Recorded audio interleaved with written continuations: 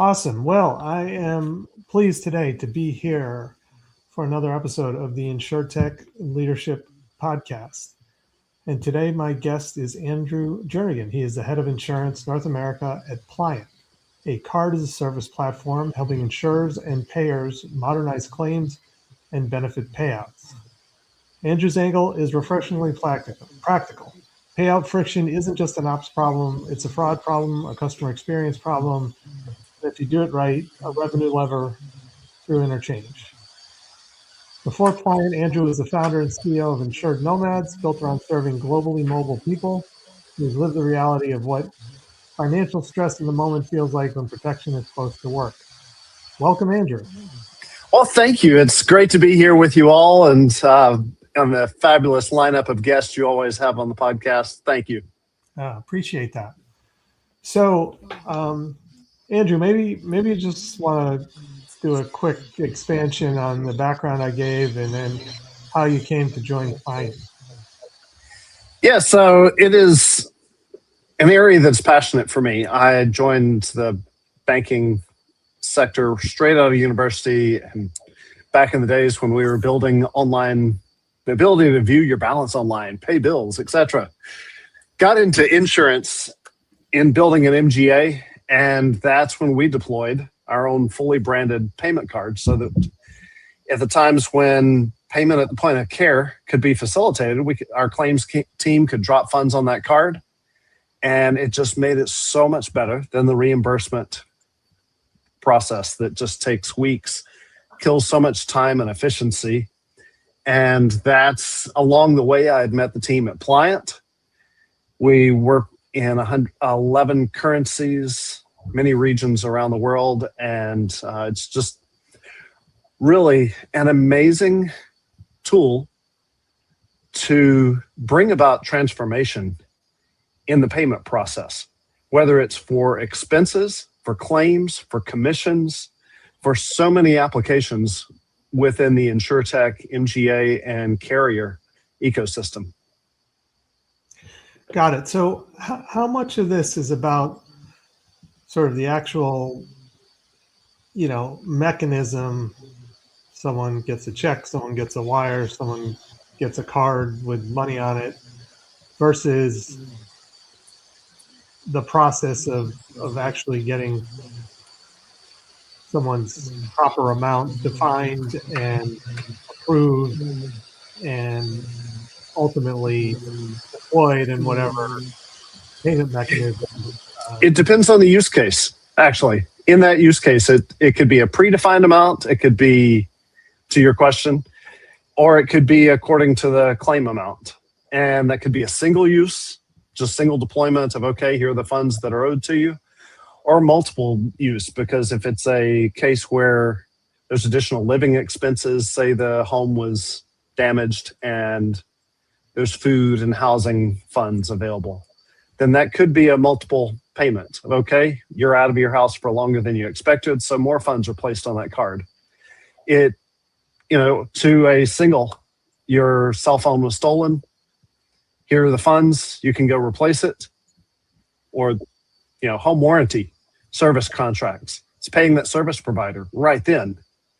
And if it turns out the dishwasher needs to be totally replaced, it's dropping the funds to the homeowner, saying, okay, here are those funds, the parts, the service didn't make it right. So according to the service contract, here are the funds that are owed to you. And so how much of that, sort of the decision piece of that, do you own? How much does your client own? Or does it vary from use case to use case? It does. It varies because it could be a corporate card, and we're in the US, we're primarily working on the Visa platform with our Visa partnerships. So it could be a corporate card or consumer use card that we're looking at according to use cases, and fully embedded abilities, API integration into core platforms, or whether it's a TPA with fiduciary responsibility integrating into their environment. So the parameters are set per use case. Got it. And this may be a dumb question, but is it literally a physical card? Is it a virtual card? Is it both? In most cases, a virtual card is all that's needed. So that can be a card with a logo on it that just lands in their Apple Wallet, Google Wallet, or web app. And in other cases, it could be a fully branded card, as one of the household names everybody's aware of. They want physical cards deployed for their employees that are scattered around the world. That way it can be used in different countries, and we can make it to where the deductible is taken in consideration. So that's a programming element, as you referenced there. It's very customizable. We've been doing this for years. And I guess it was Thursday, I was on with a large company that said, wow, we've got virtual cards. We've got a program for it. And it's a well-known leader in the space. But they said, after looking at this demo, we feel like we're using something for the 1990s in comparison. Best thing in that case, not just the integration in their systems, the easy to deploy API keys, but they're also getting a larger rev share of the interchange feedback in working with us. So that makes it also not just one of their digital transformation deployments for the year, but it also brings in additional revenue. Got it. So what about your platform? And maybe you can give an example, kind of walking through the end-to-end flow, but what about your platform takes it from, the 1990s to the future? It is so easy to issue cards. Then the integration into accounting programs and into the core platforms, it simplifies it. The ease of use is there, while also being pleasing to the eye. You aren't looking at something that was designed 7-8 years ago, and technology changes so fast. Yeah. That if we can keep evolving so that it actually is pleasant and efficient, that's where it's really exhilarating to change how people can serve their customers and keep them due to satisfaction. So in terms of the workflow, like, whether it's a claim or some other benefit payment, like who triggers the payment, who controls it, where are the guardrails set? How does all that work? It is programmable so that if it's a claims agent that's issuing funds, or someone from procurement that's issuing another card for an adjuster to go out and do something, it's easily programmable so that the right person with the right authority can issue the right cards. In most cases, those are going to be virtual, but at those who are traveling, whether it's an ASO account, a self-insured health plan that's deploying this, or health share program, those could actually be physical cards that are usable for their health benefits. Got it.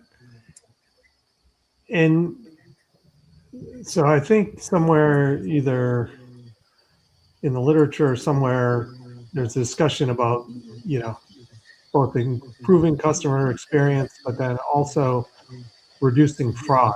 So where exactly does the fraud reduction really come from? And there are a couple of elements to that, and fraud reduction is crucial because we can limit it according to where it can be used. We can block the time zones. So if it can only be used at certain stores, say if this is only for prescriptions, we can make it where it can only be used at drugstores. The logic and programming, it could be made where it can only be used at certain times during the day. There are a lot of different elements in how it can be used. And one of the things that we've discovered is that we talked to a large assistance company, and they were actually giving out a credit card number over the phone, which is more and more commonplace, saying, okay, this is authorized, here's a number. They could keep that number. They could use it for other purchases, and more than likely, it may not be caught. And who used it is untrackable. So in replacement of things like that, where you can issue a single-use card, you know who has it, who's used it, and it's much easier. the average check, it's so much of insurance is still a check in the mail. And they can get it this way. They could even take the funds off the card using it in different formats. And that just saves throwing a check away with junk mail, the cost of issuing a hard copy check, putting a stop payment on one if it vanishes, reissuing, waiting another 3 or 4 weeks for a new check to arrive. The list of reasons there. And of course, if you go ACH and wire and who has the authorities to go in and issue those funds, it was keyed in wrong manually, have to start over again after a few weeks when the member is actually saying, hey, I never got it. They're having to give their bank info again. Mm-hmm. The efficiencies that this brings in, it's so plentiful. Mm-hmm. And you mentioned, refund of interchange fees and other things. Are there additional, economics that can accrue to your customers? Yes, of course. It's running through the card network, which charges fees. So that's how we are able to sustain, and we can pass those fees back to our insurance carriers, MGA, so that they're actually able to have a profit from this. Secondarily, we're able to reduce the cost of the whole paper check trail, the time involved in those traditional payment processes.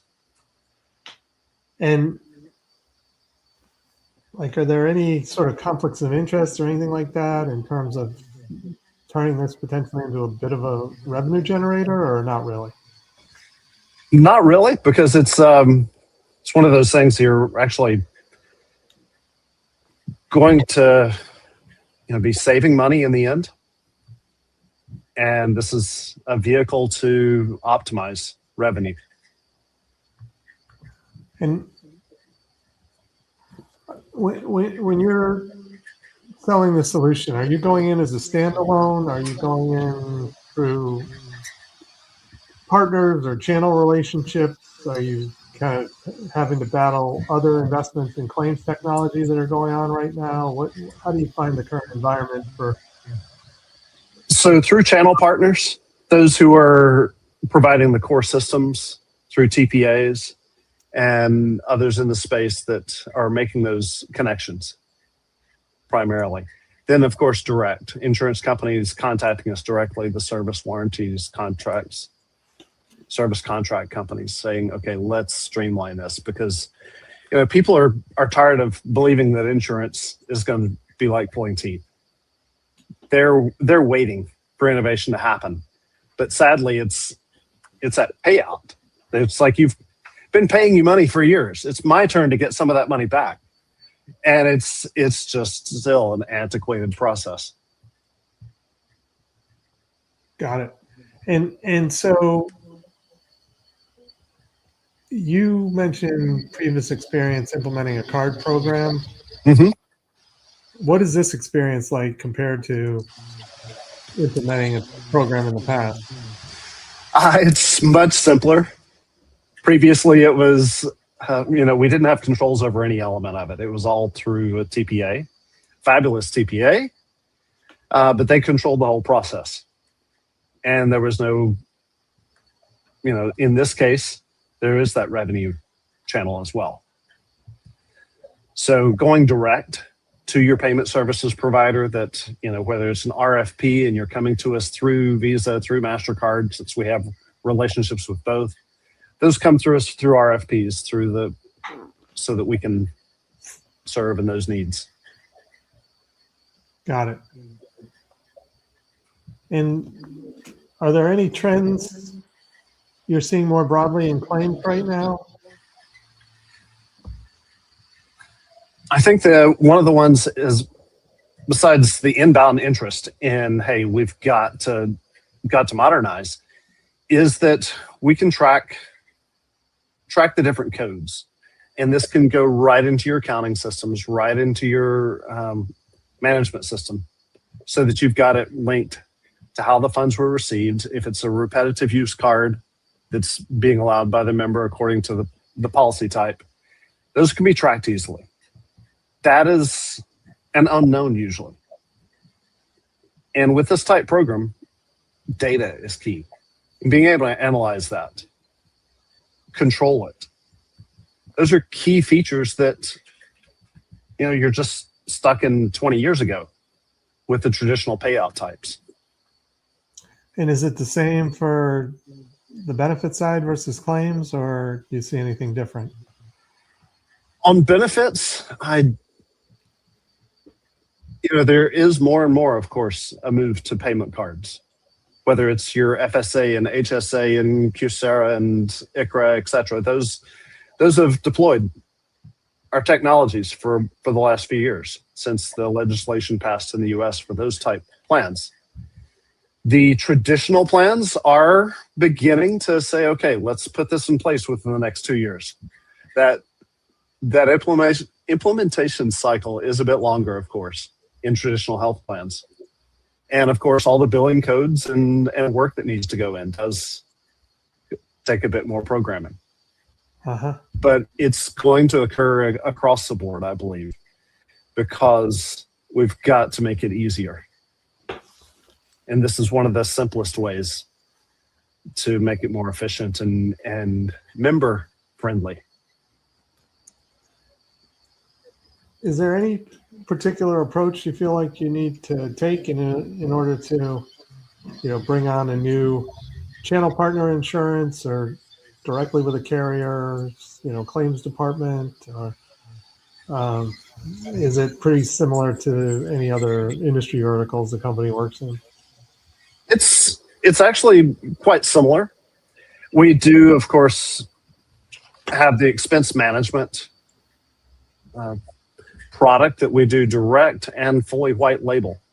So that's totally separate than the insurance and claims TPA vertical. But a lot of our clients actually end up using both sides of the coin. The expense management, so that they're paying their AWS fees, they're paying marketing fees, and they're earning back from those. But in this case, it's not just a simple issuing Visa cards for their employees to use for their travel, their conferences, their marketing, but for deploying funds for their members, for their claimants, for their adjusters, for the contractors. So many different avenues to where it brings accounting systems, core operating systems, and linking to the TPA, all in the same environment, the claims team, so that everything integrates much more efficiently. Got it. So, looking ahead 2-3 years, what will best-in-class payout look like? Is it what you're doing today, or is there further innovation to come? No, it's constantly morphing. As over the past years in Pliant, we've seen constant improvement, and that's one of the things that drives me. It's been a number of years since I've been connected to the company, and now since 2025, when we entered the US with our Series B, it is one of those things where I see the constant improvement. The innovation, both with our partners, Visa and MasterCard, to say, okay, let's deploy this within the insurance space. I believe the innovation is going to continue drastically, so that we're not relying on ACH. We're not relying on gathering bank information in such a tedious manner. But we're able to drop the funds so these networks can deploy them efficiently straight into your Apple Wallet, your Google Wallet, as you see the tokenization taking place and more, we're moving digital. Now, for our industry to move more digital as well, it's happening. And some companies are much more attuned to it, and others are saying, okay, it's time to tune our systems to be digital for payouts as well. And Have there been any surprises for the company? I mean, you're familiar with the U.S. market, but you've also worked globally. Have there been any surprises for the company kind of entering in the U.S. market? Did anything have to change at all in the approach to selling or operating in the U.S. market versus other markets where the company operates? Yeah, the U.S. market does have its idiosyncrasies. It's one mammoth in comparison to Europe, where we're born as a company. We were able to get insurance companies across Europe utilizing our platform over these last few years. And I think in the US, there's one, so far the impressions have been, wow, okay. We've seen this system. We just haven't seen it run in the manner that you've built it. So I think the advantage for us as we look at the US market is that with the engineering that we've put in, the dedication to the simplicity over the complexity, because it takes a lot of programming, a lot of customization, but the ability to do that while it's still easy to use has been the primary thing that we faced in this market of just that surprise of, wow, didn't know this could be brought up to the standard. Any lessons learned that you might share with someone, who's either thinking of founding a business in insurance, Insurtech and insurance innovation, or maybe considering taking kind of a go-to-market role with a company that is working in the sector? Let me pause a moment as I think on that question. Choose your investors wisely. I say that as we have some fabulous partners at Pliant, from Motive Partners to PayPal Ventures on this most recent round, and so the key is, I think, choosing your investors wisely. I've had incredibly wonderful relationships with investors along the way, and again, having met the investors behind Pliant's growth, I think that's the key in this sector and across others, is having fabulous investors that you're walking this journey with, not just for the check, but for that relationship that you're in with. Yeah. Any other predictions for claims and benefits beyond the payments aspect of it? Any predictions for the next 3, 4, 5 years?